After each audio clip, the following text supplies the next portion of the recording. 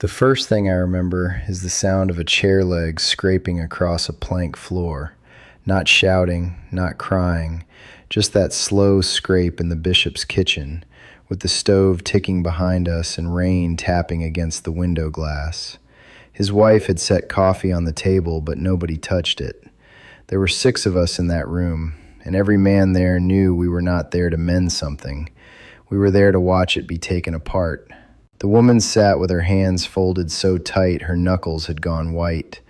Her husband stared at the boards under his boots, and the bishop, with his Bible closed beside his cup, said a sentence that made the whole room colder.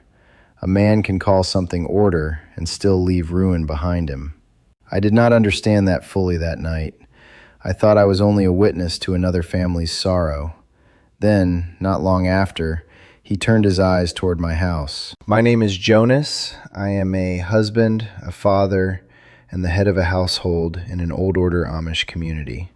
I share these stories because the outside world often sees the buggy, the plain clothes, and the quiet roads, but there are hard things inside a quiet life too. If you have ever watched someone with authority use it in a way that did not feel right, stay with me and tell me in the comments what you think a good man should do when obedience and conscience start pulling in different directions. This happened years ago, but I can still place myself in that season by the smell of the fields. It was late October, the corn had been cut, and the ground had that wet, black smell it gets when frost settles in the low places before sunrise. I was 37 then. My oldest boy was big enough to help with the heavier work, but still young enough that he watched my face before deciding whether a thing was serious. My wife, Miriam, was carrying our youngest on her hip most mornings while stirring oats with the other hand. It was a full season in our house. Not rich, never that, but full. Our bishop at that time was named Eli. I will not give family names because this is not told to shame them. Eli was not young, but he was not old either. He had a square beard, narrow shoulders, and a way of holding silence until the other man felt guilty for filling it. Some people thought that was wisdom. Some thought it was strength. Maybe sometimes it was. But over the years, I had begun to notice something. When there was mercy to be shown, he called it weakness. When there was punishment to be given, he called it faithfulness. And when a man disagreed with him, Eli could make the disagreement sound like rebellion against God himself. The marriage I watched him destroy belonged to a couple I will call Samuel and Leah. They lived less than 3 miles from us, past a stand of maple and down a lane that turned muddy every spring. Samuel worked hard, too hard sometimes, as if sweat could make up for what words could not repair. Leah was quieter. She had a steady way about her, the kind of woman who could set bread to rise, settle a child, and listen to another woman's trouble without making herself the center of it. For years there had been strain between them. Some of it was common enough. Money short after a bad year, a baby sick through winter, Samuel gone too many evenings helping his brother while Leah carried too much at home. But some of it was deeper. Samuel had a temper. Not the kind that breaks bones, so far as I knew, but the kind that makes a room small. The kind where everyone in the house learns how a door sounds before it opens. Leah had gone to the bishop more than once. Miriam knew this because Leah had sat at our table one afternoon with both hands around a cup of tea she never drank. I was outside sharpening a mower blade, but I remember Miriam's face afterward. She did not tell me Leah's words. A wife knows how to hold another woman's confidence. But Miriam said one sentence to me that evening while folding towels. She is tired in a way sleep will not fix. He asked Samuel if he had failed in patience. Samuel nodded. He asked Leah if she had failed in submission. Leah's eyes lifted for just a moment, then dropped again. Patience and submission are both good words when they are handled by clean hands, but in that room they did not weigh the same. Samuel's temper became a failing to be corrected. Leah's weariness became a sin to be repented of. The burden shifted, quietly, right there on the table between them. Leah tried to speak once. She said she had been afraid in her own house. Eli raised one hand, not high, only enough to stop her. A wife must not build a case against her husband, he said. Samuel's face did not change much, but his shoulders loosened. Leah folded in on herself. No one shouted. No one slammed a fist. It would almost have looked peaceful to someone watching through the window. But a thing can be broken quietly. The meeting went on nearly 2 hours. Eli spoke of order. He spoke of vows. He spoke of the danger of a woman taking counsel from too many outside voices. He told Samuel he must be gentler, yes, but he told Leah she must return home with a softened heart and a more obedient spirit. When we left, the rain had turned colder. Samuel walked ahead to the buggy. Leah stood on the porch for a moment, looking out into the dark yard. I was close enough to say something. I could have said, "Are you safe?" I could have said, "Miriam is home if you need her." I could have said anything. I said nothing. That silence followed me home. She listened without interrupting. Then she set both hands flat on the table and said, "Jonas, fear dressed as obedience is still fear." Samuel and Leah did not separate in the legal way. That is not how our people usually speak of such things. But something ended. You could see it at worship. Leah sat where she had always sat, but there was a distance around her no bench could measure. Samuel became more careful in public. The bishop seemed satisfied. Order had been restored. But I had watched a marriage get smaller under the weight of that order. Then Eli came for mine. It started with something that sounded small. Miriam had been helping a widow in our district, a woman with 3 children and no man in the house since spring. Miriam went there twice a week for a month, sometimes taking our daughters with her. She helped with washing, bread, and mending. No one objected at first. It was the kind of work women often do quietly and without praise. But the widow's brother belonged to another district, and there had been old friction between him and Eli.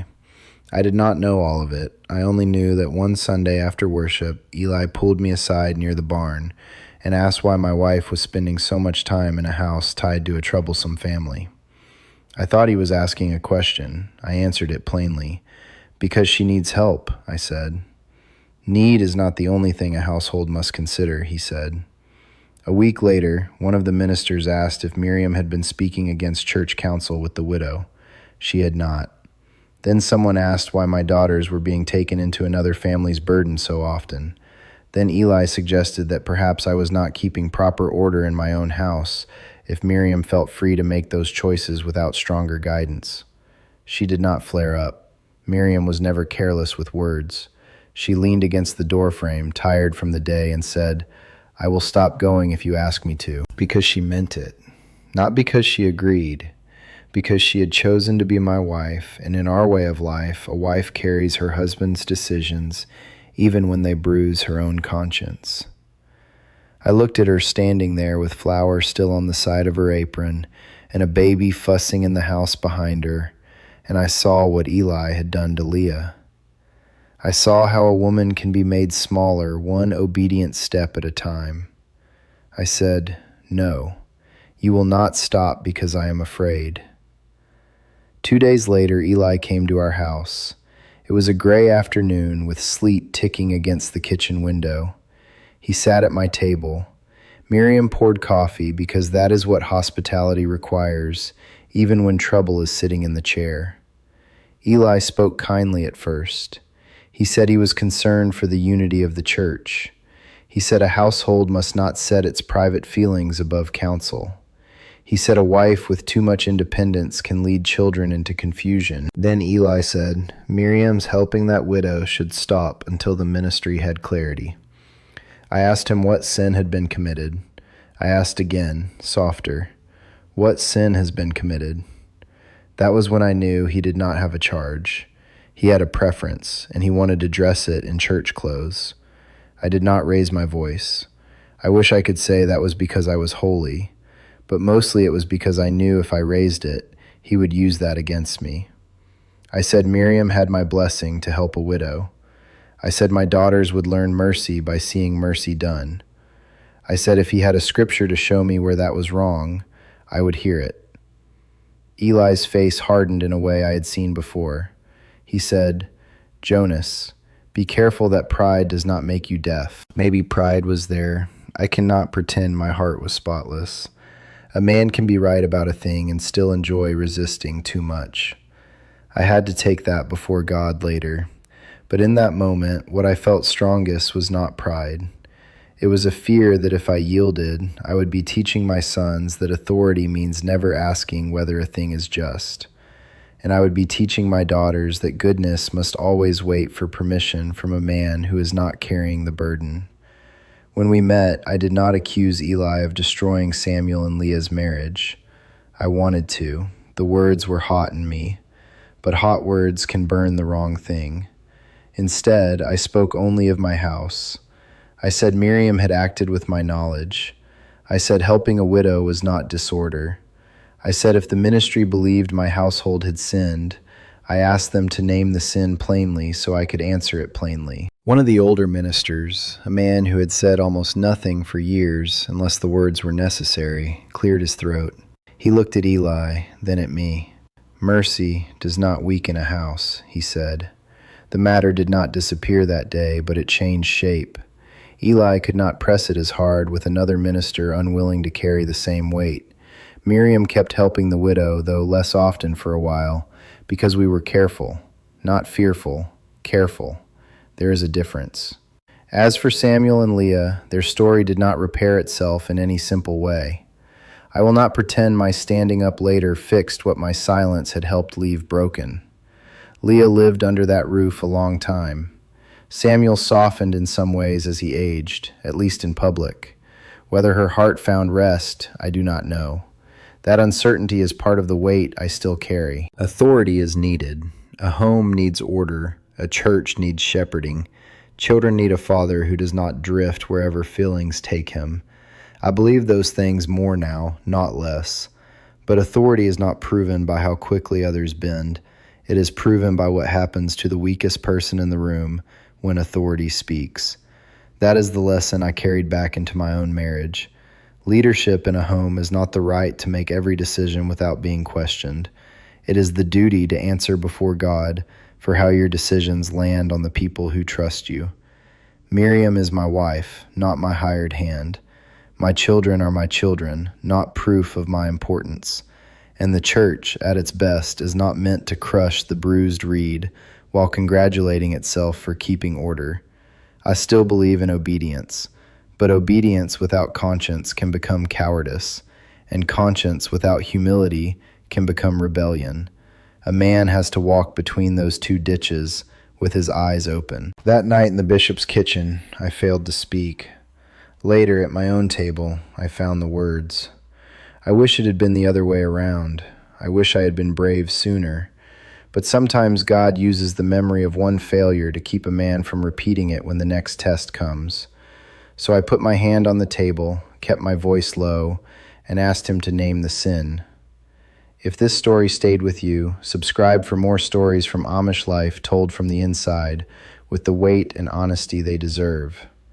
And I would like to ask you this.